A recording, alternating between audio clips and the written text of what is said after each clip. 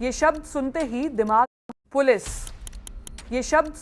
दिमाग में एक तस्वीर बनती है। एक खाकी वर्दी वाला आदमी, सर पर टोपी, कमर पर बेल्ट, साथ लगी एक पिस्तौल और कभी कभी हाथ में डंडा, जिस पर हमारी सुरक्षा और समाज में शांति बनाए रखने की जिम्मेदारी है। लेकिन फिर ऐसा क्यों होता है कि ज्यादातर लोग सड़क पर पुलिस देखते ही दूरी बना लेते हैं, और अगर कभी जरूरत पड़ भी जाए तो पूरी कोशिश होती है कि पुलिस स्टेशन ना जाना पड़े, क्योंकि एक डर बैठा हुआ है। घर पर पुलिस का आना अपने आप आपको लेबल कर देता है। आसपास के लोगों में अलग या गलत छवि बन जाती है। ये डर है। लोग डरते हैं खाकी वर्दी से। ये बात शायद खाकी वर्दी को भी पता है। सड़क पर कोई हादसा हो जाए तो लोग वहां से बचकर निकलने लगते हैं। जो लोग रुकते भी हैं तो उनमें ज्यादातर उसकी वीडियो बनाते हैं या तमाशबीन बने खड़े रहते हैं। मदद का हाथ अक्सर कोई इसलिए भी नहीं बढ़ा पाता कि पुलिस स्टेशन के चक्कर ना लगाने पड़े। ये डर ही तो है। लेकिन ये डर बना क्यों? शायद ये तस्वीरें देखकर आप बेहतर समझ पाएंगे। नमस्कार, मैं मेधा और आप देख रहे हैं जिस्ट। मारेंगे तमाचा खींच के। हेलमेट खोलो, हेलमेट खोलो। भाग नहीं रहा था। हेलमेट खोलो। ये वीडियो बिहार की राजधानी पटना का है। आपकी फीड में भी आया होगा। हुआ ये कि एक बाइकर व्लॉग करते हुए सड़क से गुजर रहा था। सर पर हेलमेट था, स्पीड भी ज्यादा नहीं थी। उसने बताया कि वो कोई स्टंट भी नहीं कर रहा था, लेकिन पुलिस ने रोका और पहले गालियों से शुरुआत की। मारेंगे तमाचा खींच के। हेलमेट खोलो। इसके बाद भी जब मन नहीं भरा तो बकायदा हेलमेट उतरवाकर थप्पड़ जड़ दिए। क्यों ऐसा किया रे? हालांकि यहाँ इस बात को भी नकारा नहीं जा सकता कि इस तरह से व्लॉग करना गैर कानूनी है और ये बाइकर के लिए भी खतरनाक साबित हो सकता था, क्योंकि तस्वीरों में आप देखेंगे कि वो एक हाथ से बाइक कंट्रोल कर रहा है और दूसरे हाथ से कैमरा कंट्रोल कर रहा है। जब पुलिस ने रोका तब भी कैमरा ऑन ही था, इसलिए जो वीडियो आप देख रहे हैं वो रिकॉर्ड भी हो पाया। जब वीडियो रिकॉर्ड हो गया तो वो इंटरनेट पर सरफेस हुआ और घूमकर इन पुलिस वालों तक भी पहुंचा। उसके बाद क्या हुआ वो आपको और भी हैरान कर देगा। हेलो, ईशु बोल रहा है? हाँ ईशु बोल रहा है। अरे तो कहाँ वीडियो वायरल किया है बाबू? मेरे साथ मारपीट किया, उतना गाली गलौज किया, तो हम क्या करते उस चीज पे? इसको जल्दी डिलीट करो ना तो तुमको अरेस्ट कर लेंगे। अच्छा ठीक है, लेकिन वीडियो तो डिलीट नहीं होगा। ठीक है, अरेस्ट कर लेंगे, कोई बात नहीं। इसमें जबरदस्ती ना तो फिर हाँ? हम लोग इज्जत नहीं रखेगा। इज्जत रखने का ठीक है बात। वो उतना गलत किए हैं, इतना गंदा गंदा गाली दिए हैं, वो हमको पता है ना। वो अभी तो अभी कुछ नहीं हुआ है। अगर जेल चल जाता तो क्या होता?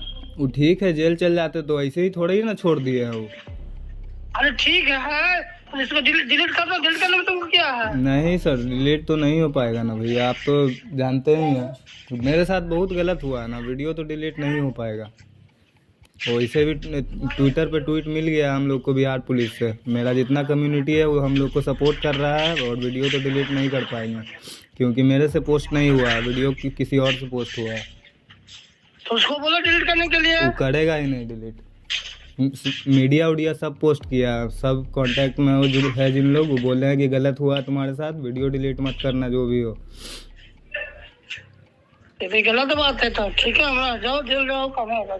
बोलते हैं। ठीक है, ठीक है, हम बोलते हैं तेरे पापा के। ठीक। पुलिस वाले बाइकर को धमकी देते हैं कि वो ये वीडियो डिलीट कर दे, वरना उसे गिरफ्तार कर लिया जाएगा। उसके लिए सही साबित नहीं होगा। अब जब सही गलत की बात आ ही गई है तो ये भी जान लेते हैं कि इसमें गलत क्या है। ये सही है कि पूरे देश में व्लॉगिंग करते हुए गाड़ी चलाने पर कोई नेशन वाइड बैन नहीं है, लेकिन कुछ राज्यों खासकर केरल में इस पर नियम काफी सख्ती से लागू किए जाते हैं। दूसरे राज्यों में आमतौर पर व्लॉगिंग को तभी दंडनीय माना जाता है, पनिशेबल माना जाता है, जब वो खतरनाक ड्राइविंग या राइडिंग की वजह बनती है।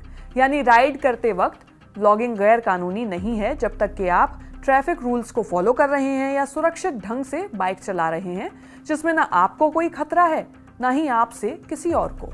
अब एक और क्लिप देखिए। ये वीडियो उत्तर प्रदेश के झांसी जिले के पुलिस स्टेशन का है।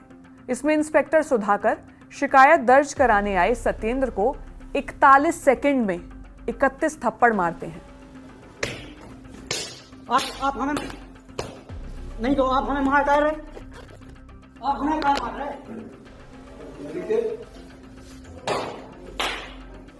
इसका कैसे आपको होगा मेरे लगा हम बता रहे हैं ना लगे तो आप हमें टाइम मार रहे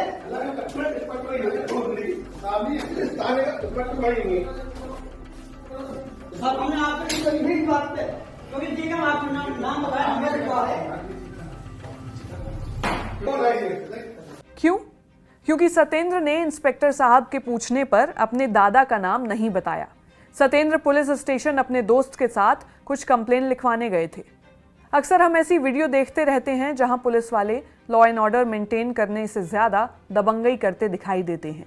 ऐसे वीडियोस, न्यूज़ आर्टिकल्स इंटरनेट पर भरे पड़े हैं। लेकिन इस पूरे वाकये में जो सबसे बड़ा गलत है वो क्या है? वो है पुलिस की बर्बरता। भारतीय संविधान साफ कहता है कि पुलिस कस्टडी में किसी भी तरह के टॉर्चर प्रतिबंधित हैं, लेकिन पुलिस ब्रूटैलिटी और अब्यूज के केसेस हमारे देश में बहुत ही आम हो चुके हैं। इतने आम कि हो सकता है आपके साथ हुआ भी हो या आपने अपने आसपास देखा हो। एनसीआरबी के डेटा के हिसाब से 2011 से 2022 तक 1107 लोगों की मौत पुलिस कस्टडी में हुई। और अफसोस की बात यह है कि पुलिस कस्टडी में वायलेंस और पुलिस का नागरिकों के साथ बदसलूकी करना इस तरह नॉर्मलाइज कर दिया गया है कि मारपीट, गाली गलौज या पुलिस की भाषा में कहें तो थर्ड डिग्री एक स्मार्टर तरीका समझा जाता है किसी भी केस को सॉल्व करने का। जबकि न्यूरो साइंस की माने तो अधिक टॉर्चर करने से दिमाग का प्रीफ्रंटल कॉर्टेक्स और हिपोकैम्पस काम करना बंद कर देते हैं। इसको आसान भाषा में अगर समझें तो दिमाग का वो हिस्सा जो ठीक तरह से सोचने, समझने और कुछ पुराना याद करने में काम आता है, वो ऐसे में काम करना बंद कर देता है। और टॉर्चर से बचने के लिए वो व्यक्ति सच के बजाय झूठ ही कबूल कर लेता है। और अक्सर इस ब्रूटैलिटी को ये कहकर जस्टिफाई कर दिया जाता है कि हीनस क्राइम्स या टेररिज्म के केसेस में ऐसा करना बहुत ज़रूरी होता है। पर क्या ऐसा असल में ज़रूरी है? कुछ केसेस देखते हैं। तमिलनाडु के थुट्टुकुडी के रहने वाले पी जयराज और उनके बेटे को कोविड कर्फ्यू के वायलेशन करने के जुर्म में पुलिस ने हिरासत में लिया और इतना मारा कि मुंह से खून निकल आया। फिर उन लोगों के कपड़े उतरवा के खून के धब्बे साफ करवाए और धब्बे साफ करते करते उन्होंने पुलिस स्टेशन में ही दम तोड़ दिया। कोविड के ही समय की एक और घटना सुनिए। उत्तर प्रदेश के उन्नाव डिस्ट्रिक्ट में सब्जी का ठेला लगाने वाले फैजल, जिसकी उम्र रही होगी यही कुछ 18 से 19 साल, पुलिस ने इसलिए उसको पीट पीट कर मार दिया क्योंकि फैजल ने कर्फ्यू के बाद भी ठेला लगाया था। एक और मामला आगरा के मोहित पांडे का, जो कि एक व्यापारी थे। पुलिस लॉकअप में उनको इतना मारा पीटा गया कि हालत बहुत खराब हो गई और जब खून से लथपथ मोहित को हॉस्पिटल लेके पहुंचे तो पता चला कि उनकी मौत तो काफी देर पहले ही हो चुकी है। ऐसी ही कुछ कहानी लखनऊ के अमन गौतम की भी है, जिनकी मौत भी पुलिस हिरासत में ही हो गई। क्या मुकदमा, क्या न्याय और कैसी कोर्ट? क्या ये वो अपराधी थे जिनके लिए पुलिस को थर्ड डिग्री जरूरी लगा? और ऐसी घटनाएं अकेली नहीं हैं, इनकी बहुत लंबी फहरिस्त है। आंध्र प्रदेश, गुजरात, असम, तेलंगाना और बिहार, लगभग हर राज्य में ऐसी घटनाएं मिल जाएंगी। इन सारी घटनाओं में इंसाफ का क्या होता है? अक्सर तो मिलता ही नहीं। और बहुत हंगामा करने पर, हाईवे जाम करने पर एक्शन ले भी लिया जाए तो 1-2 अफसरों का तबादला या 1-2 को सस्पेंड करके बात आई गई कर दी जाती है। लेकिन ऐसे रवैये को शह कैसे मिलती है? इसकी शुरुआत कहाँ से होती है और उन्हें ऐसा करने से डर क्यों नहीं लगता? तो इसकी एक वजह वो कानून हो सकता है जिसकी वजह से सरकारी कर्मचारियों के खिलाफ कार्रवाई करना बेहद मुश्किल हो जाता है। भारतीय न्याय संहिता और भारतीय नागरिक सुरक्षा संहिता में कुछ ऐसे प्रावधान हैं जो पुलिस को सीधे कानूनी जवाबदेही से बचाते हैं। सबसे अहम है भारतीय नागरिक सुरक्षा संहिता की धारा 218। इस कानून के मुताबिक अगर किसी पुलिस अधिकारी पर उसके ड्यूटी के दौरान किए गए काम के लिए केस दर्ज करना हो तो पहले सरकार की अनुमति लेना जरूरी है, यानी बिना मंजूरी न गिरफ्तारी न मुकदमा। इसके अलावा बीएनएसएस की ही धारा 132 भी पुलिस को सुरक्षा देती है। अगर कोई अधिकारी जनता को काबू करने, भीड़ को तितर बितर करने या अनलॉफुल असेंबली रोकने के दौरान कार्रवाई करता है तो उसके खिलाफ कोई भी केस तभी चलेगा जब सरकार अनुमति दे। और ये सब आज की चीजें नहीं हैं। 1861 के पुलिस एक्ट में भी पुलिस को खास अधिकार दिए गए हैं, जिनमें उन कार्यों पर सुरक्षा मिलती है जो वे अपनी ड्यूटी के दौरान करते हैं। इन नियमों और धाराओं का मकसद था पुलिस को फिजूल और बदले की नीयत से किए जाने वाले केसेस से बचाना, लेकिन कई बार ये उनकी ढाल बन जाती है जवाबदेही से बचने की।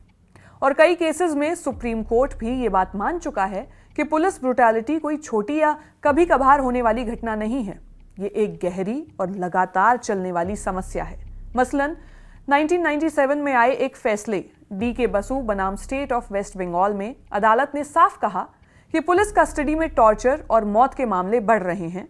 कोर्ट ने यह भी माना कि सबसे ज्यादा ह्यूमन राइट्स का वायलेशन पुलिस इन्वेस्टिगेशन के दौरान ही होता है, क्योंकि पुलिस सबूत या कबूलनामा लेने के लिए अक्सर थर्ड डिग्री का इस्तेमाल करती है। स्थिति इतनी खतरनाक हो चुकी है कि रूल ऑफ लॉ यानी कानून के राज पर लोगों का भरोसा टूट रहा है। जिन लोगों पे हमारी सुरक्षा की जिम्मेदारी है, हमें उनसे ही सबसे ज्यादा डर होता है। और सिर्फ अदालत ही नहीं, NHRC यानी नेशनल ह्यूमन राइट्स कमीशन ने भी अपनी 2017 और 18 की रिपोर्ट में लिखा है कि भारत में पुलिस कस्टडी में हिंसा इतनी आम हो चुकी है कि ये लगभग रूटीन जैसा हो गया है। बकौल पूर्व chief justice NV Ramana, Bharat में लोगों के हक और शरीर को सबसे ज्यादा खतरा पुलिस थानों में होता है। दिल्ली में पुलिस कस्टडी में हुई मौतों पर जब PUDR यानी People's Union for Democratic Rights नाम की एक संस्था ने कई सालों तक रिसर्च की तो एक पैटर्न सामने आया कि मरने वाले ज्यादातर लोग कोई नेता, मंत्री, अमीर आदमी या यूं कहें कि अपर क्लास से आने वाले लोग नहीं थे, बल्कि डेली वेज वर्कर्स हैं, यानी जो रोज मेहनत करके कमाते हैं, जैसे रिक्शा चलाने वाले, ऑटो ड्राइवर्स, ठेले वाले, छोटे दुकानदार या वो लोग जो झुग्गियों और रीसेटलमेंट कॉलोनीज में रहते हैं, जिनके पास ना पैसे की ताकत है, ना पहुंच और ना ही कोई नेता मंत्री से पहचान जो उन्हें बचा सके। फिर 2019 में NCAT यानी नेशनल कैंपेन अगेंस्ट टॉर्चर की रिपोर्ट आई, जिसमें बताया गया कि जो 124 मौतें पुलिस हिरासत में हुई, उनमें से 60% लोग दलित, आदिवासी या मुस्लिम समुदाय से थे और उनका काम मजदूरी, सिक्योरिटी गार्ड, कूड़ा बीनने वाले, ड्राइवर यानी ऐसे तबके के लोग जिन्हें समाज ने पहले ही हाशिए पर रखा है। और इन सारी रिपोर्ट से ये भी साफ हो जाता है कि पुलिसिया हिंसा सबको बराबर नहीं झेलनी पड़ती। जो कमजोर हैं, जिनके पास आवाज नहीं है, कभी कभी तो कोई पहचान तक नहीं है, ये उनके हिस्से ही ज्यादा आती है। और ऐसा भी नहीं है कि पुलिस बर्बरता को रोकने के लिए देश में कोई भी नियम या कानून नहीं है। संविधान के आर्टिकल 22 के दूसरे सब क्लॉज के हिसाब से किसी भी अरेस्टेड व्यक्ति को 24 घंटे के अंदर मजिस्ट्रेट के सामने पेश करना होता है। पर क्या ऐसा होता है? कई सारी रिपोर्ट्स ये दावा करती हैं कि लगभग छोटे मामलों में पुलिस ऐसा नहीं करती और कई बार डिटेन हुआ आदमी अपने घर परिवार को इन्फॉर्म तक नहीं कर पाता, जो कि उसका अधिकार है।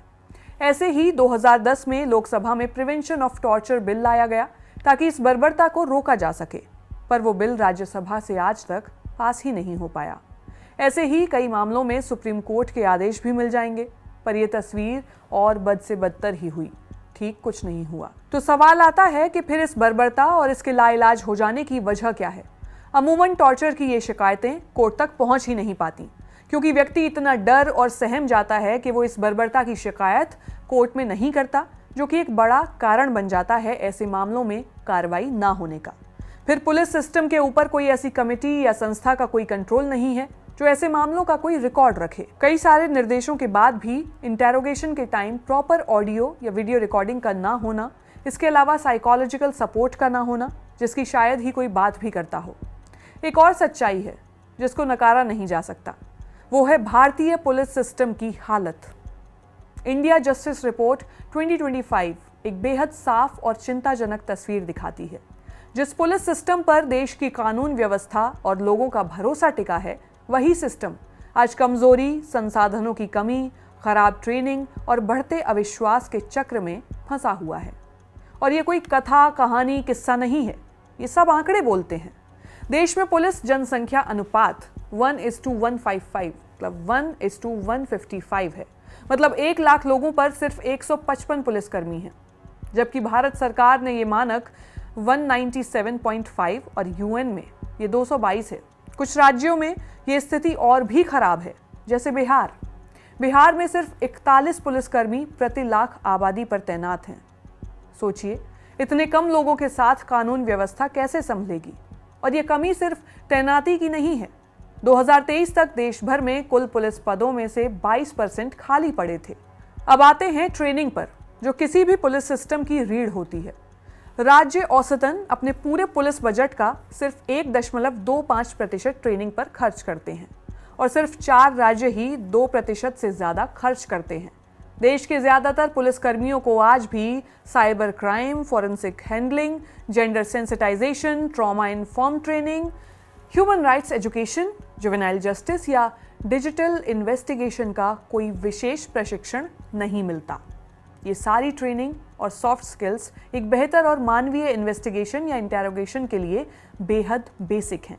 लेकिन भारत में इस तरह ट्रेनिंग को कभी गंभीरता से लिया ही नहीं गया है। अगर बात इंफ्रास्ट्रक्चर यानी बुनियादी ढांचे की करें तो 83% पुलिस स्टेशनों में सीसीटीवी तो लगे हैं, लेकिन सुप्रीम कोर्ट के परमवीर सिंह सैनी वाले दिशा निर्देशों के हिसाब से इनका इस्तेमाल और स्टोरेज अभी भी अधूरा है। 78% थानों में महिलाओं की मदद के लिए डेस्क बनी हुई है, लेकिन देश में महिला पुलिस की हिस्सेदारी आज भी सिर्फ 12% है। सिर्फ आंध्र प्रदेश, बिहार, तमिलनाडु, लद्दाख और चंडीगढ़ कुछ हद तक 33% लक्ष्य की ओर बढ़ रहे हैं। और अगर इस व्यवस्था को रूरल अर्बन के लेंस से देखें तो 2017 से 2022 के बीच जहां शहरी थानों में 4% ही बढ़ोतरी हुई है, वहीं ग्रामीण थानों में यानी रूरल एरियाज में जो पुलिस स्टेशंस हैं उनमें 7% ही कमी दर्ज की गई है। शहरों में एक थाना औसतन 20 वर्ग किलोमीटर संभालता है, लेकिन ग्रामीण इलाकों में एक थाना 300 वर्ग किलोमीटर तक फैला होता है। यानी ग्रामीण नागरिकों के लिए पुलिस तक पहुंचना आज भी बेहद मुश्किल है। और आखिर में बात भरोसे की। कम्युनिटी पुलिसिंग यानी पुलिस और जनता के बीच संवाद और रिश्ते मजबूत करने वाली व्यवस्था देश के ज्यादातर हिस्सों में या तो ये है ही नहीं या सिर्फ कागजों में है। जहां मौजूद है वहां भी इसका बजट सबसे कम होता है। ऐसी जर्जर हालत में काम करना और इतना वर्कलोड किसी भी व्यक्ति के मेंटल हेल्थ पे कितना गंभीर प्रभाव डाल सकता है, कि शायद आप अब तक अंदाजा लगा लेंगे। पुलिस वालों को मेंटल हेल्थ सपोर्ट जैसी ज़रूरी सुविधाएं न देना, उनमें anger issue, short temperament, frustration इसकी वजह बनती हैं। अब सवाल ये है कि आगे क्या? कॉमन कॉज नाम की एक संस्था status of policing in India पर अपनी रिपोर्ट में ये कहती है कि पुलिसिंग पर और ज़्यादा निगरानी, अकाउंटेबिलिटी यानी जवाबदेही और सिस्टम में पारदर्शिता ज़रूरी है। और ये बात उसी महकमे में काम करने वाले अधिकारियों से बात करने के बाद ही लिखी गई है। एक अहम सुझाव ये सामने आया है कि जुडिशियल मजिस्ट्रेट्स अरेस्टेड व्यक्तियों से सक्रिय रूप से यानी एक्टिवली उनसे बातचीत करें, ताकि वही मुद्दे जो इस रिपोर्ट में सामने आए हैं, जैसे इन्वेस्टिगेशन के वायलेंट तरीकों पर डिपेंडेंट होना, टॉर्चर को उपयोगी मानना, ज़रूरी मानना, कानूनी प्रक्रियाओं को नज़रअंदाज करना और जवाबदेही से बचना, इन पर खुलकर सवाल उठ सकें। अगर सिस्टम में ऐसा माहौल बने जहां टॉर्चर पर सवाल पूछना और सुधार की बात करना सामान्य हो जाए, तो इससे लोगों की पुलिस के प्रति समझ भी बदलेगी। लोग समझ पाएंगे कि पुलिस के कानूनी अधिकार क्या हैं, कौन सी शक्तियां वैध हैं यानी लीगल हैं, कहां कानून की सीमा खत्म होती है और कहां हिंसा साफ तौर पर अपराध है। ऐसी बातचीत सिर्फ यातना खत्म करने का रास्ता नहीं खोलेगी, बल्कि पुलिस और जनता के रिश्ते के बीच की खाई को भी भरेगी। आखिर में ये सारा पुलिस महकमा, सारी कानूनी किताबें, सारे अफसरों का क्या अर्थ होगा अगर इससे हमारे समाज में हिंसा और अपराध कम ना होते हों। डर का कोई रंग नहीं होता, लेकिन कुछ समय से खाकी डर का रंग बनता जा रहा है, जिसका जिक्र हमने एपिसोड की शुरुआत में किया। जब तक ये डर नहीं जाएगा, तब तक देश का आम नागरिक पुलिस और पुलिसिया तंत्र को संदेह से देखता रहेगा। आपकी इस पर क्या राय है? साथ ही हमें इसी तरह समाज और नागरिकों को प्रभावित करने वाले किन मुद्दों पर बात करनी चाहिए, आप हमें कमेंट सेक्शन में जरूर बताइएगा। बेहद शुक्रिया। आप देख रहे थे जिस्ट।